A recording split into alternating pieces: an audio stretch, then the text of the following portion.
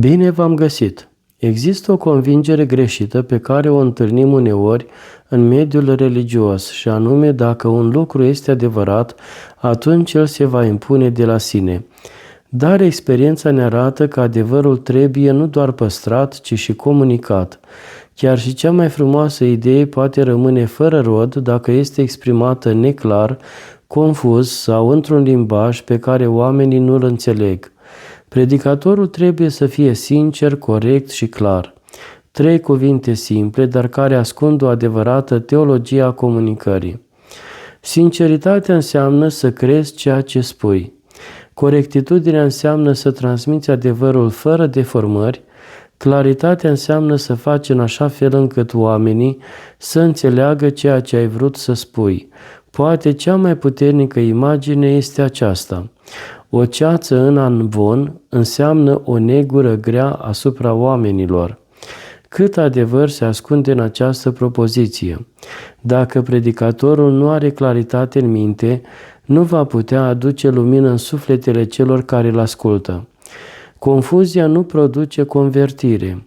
Ambiguitatea nu naște credință. Oamenii au nevoie de cuvinte care să lumineze, nu de formulări care să-i lase și mai nedumeriți.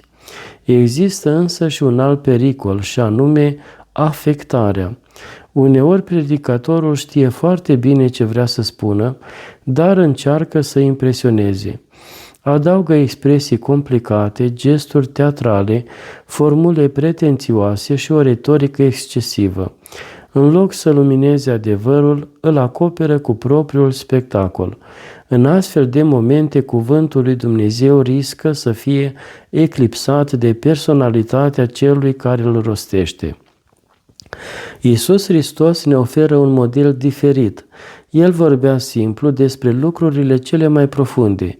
Folosea cuvinte și teme despre semințe, ogoare, păstori, oi, pești și pâine, pentru a explica tainele împărăției lui Dumnezeu. Nu pentru că adevărul ar fi simplist, ci pentru că iubirea caută să fie înțeleasă.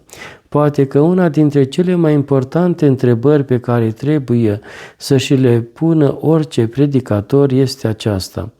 Oamenii pleacă impresionați de mine sau luminați de Evanghelie? Predica nu este un concurs de erudiție și niciun exercițiu de performanță oratorică. Ea este o lucrare de luminare, iar lumina nu are nevoie de artificii. Ea are nevoie doar să strălucească. Deși lumea noastră este plină de zgomot, de informații și de discursuri complicate, oamenii caută tot mai mult claritate. Caută cuvinte care să-i ajute să înțeleagă, să se apropie de Dumnezeu și să găsească un sens pentru viața lor. De aceea, adevărata artă a predicii nu este să vorbești complicat despre lucruri simple, ci să vorbești limpede despre lucrurile veșnice.